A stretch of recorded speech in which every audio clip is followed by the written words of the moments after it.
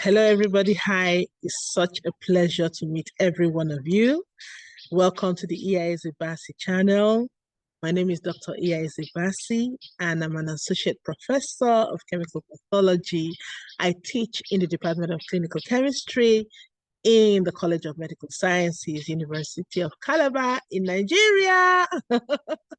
So I want to thank you so much, for your support, for coming to this channel. I want to say, please, if you have not subscribed, commented, liked, shared with other people, please do so and help us to support this channel. Keep it going as a free resource. We don't want to hide anything, everything free.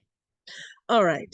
So we have a very interesting topic today, and it's called excelling in academics. All right. Yeah, welcome to the university. It's, a place with so many exciting things. You have different people, different sites, different experiences, different environments, freedom, a lot of possibilities, possibilities to do what? Do so many things. You have freedom to do what you want to do for the first time in your life, no bells ringing. You have possibilities to make so many friends, so many relationships. You have the possibility to develop so many hobbies. You also could go into politics in the university, but also you can excel in academics. You have possibilities for a lot of scholarships. You have possibilities for a lot of grants to help you with school, you know? So the university is like a starting point, a good platform, to, lay a foundation for better parts of you. But the problem is that a lot of us don't know what we came to the university today. A lot of us are confused. A lot of us don't even have any dream, any vision, any goal. Some of us are so distracted. Some of us, it's as if our parents forced us, to go to school and we're just waiting for it to pass. But you should know that in the university, depending on the course you're going to do, you're going to spend like 4 to 5 years, 6 sometimes, if you're reading medicine or engineering, of your life in this school. And if you're going to spend that much time of your life in one place, why not do it in such a way that you get merits that you can use in the later part of your life? All right. So the most important thing you came to the university to do is to get an education. And the proof that you've gotten that education is in the type of certificate you are going to get. So what are you going to get? A first class, second class upper, second class lower, third class, a pass, or you don't graduate, God forbid, you are going to graduate. All right. So I believe that whatever it is that you want to do, you should always aim for the best. The person that makes a first class does not have two heads. It has one brain identical to yours. It doesn't have two brains. Everyone is a star. And let me tell you, you do have star potential in you. You just don't know the mechanics, the mechanics that you need to bring out that brilliance.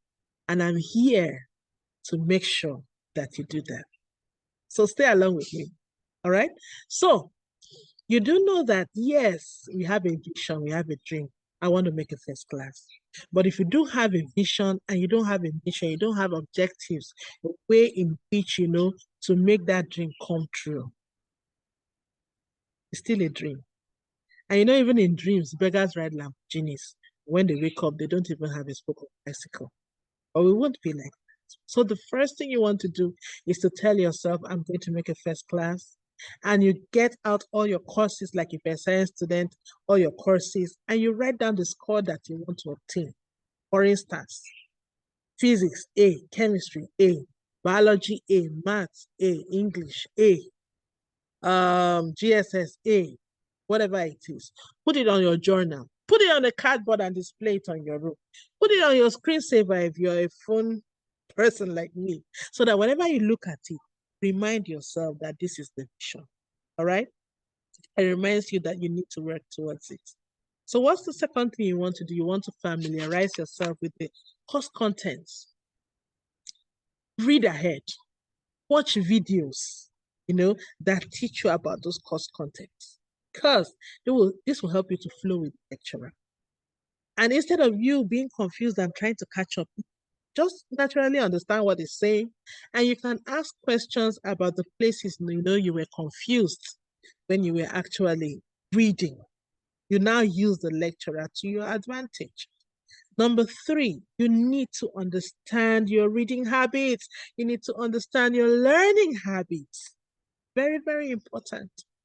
There are some of us, no matter how much you want to pay us, you wake us up in the night to read. Man, nobody ain't waking up for you. No, no, no.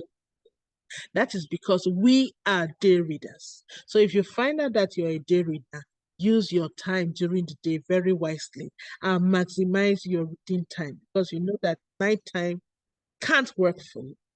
There are some of us that, it is when men are asleep. Everywhere is quiet, cool, and calm. That is where we read and assimilate. You are a night reader.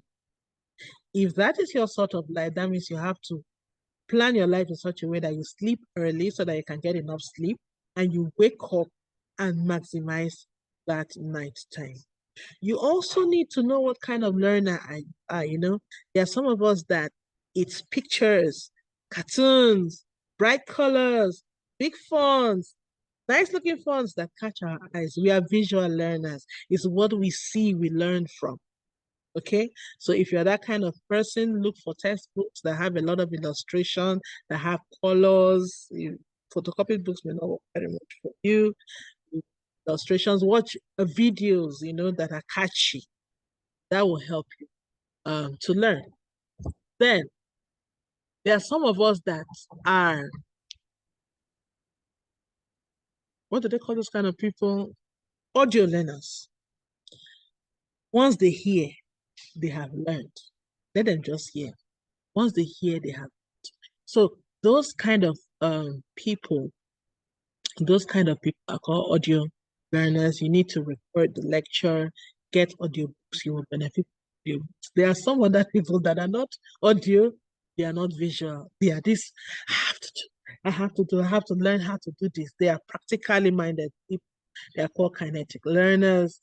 Need to get books on how to, videos on how to solve, how to do this, how to do that. Those are the kind of the things that can benefit you. There are also people, you need to understand your limitations. Very, very important. There are some people that will listen to a lecture once or read a book once and they've caught it. You will never catch those people. If you ask them for, no, truly speaking, just truly, those people have it. But know what? Enter into the exam hall with them, to beat you hands down. And you ask yourself, what kind of juju is this? My brother, my sister, Livo is God's gift to them. But I want to tell such people that despite your gift, if you do add hard work to that gift, I tell you that the sky is your starting point, not your limit. There are some of us, we need to read and read what we catch. There are some that need to add read to that one that they have read before. That is God's gift to you. No limitation, and put the work in so that it works for you. All right? Okay. Then also, there are some people that love this thing. It's called crash reading. What is crash reading? Wait till the exam timetable is out. Then you carry books that are as big as this one. 8 of them, 8 courses. You couldn't read this book throughout the same. So now, 3 days to the exam, you have time to finish 8 books.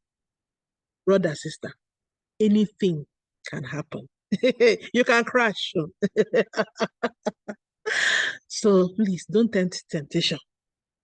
Try as much as possible. Right from the beginning of the term, start reading. Start. This takes us to an next. When you do read, and understand, summarize. Like me, I will just buy my note, write it to 2, to 3rd of it where I have it. And then this other small side is where I summary. Boy, if I read that note once or twice and I understand it, I will summarize. The next time I will just read the summary and continue to the next read, summarize also. So in the end, when it's close to exam, I'm not even mind, unless maybe one or two points I don't understand. I'm reading the summaries. When I enter the exam hall, I need to add, I'll put those summary points down and add flesh to the summaries. And I'm done. No stress. So please let us learn to put these tactics into use. All right. Which brings me to the next point. Exam is just a test of your skills, of what you have been doing throughout the semester. It's not a slaughterhouse. Your exam is a place where you need to showcase what the hard work about the semester. So don't have exam fever, fear. If you have put all these strategies in, you don't need to fear exams. I just remembered another. There's this thing called assignments. They ask people to do. A lot of people don't like doing their assignment. Let me tell you one joke. I took children to one of the classes. Unfortunately, I had given an exam to do. That day there was no school. So I said, oh, sit down once university students so that they learn, they know how university is. And then I now asked in the class, I said, how many of you did your assignment? Boy, was I embarrassed. I never made that mistake again.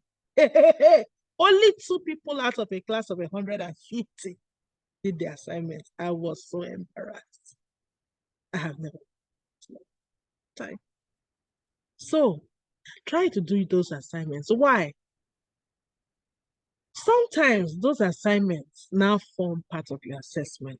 Sometimes those assignments will not even be assessed, but you now see them as major questions the exam.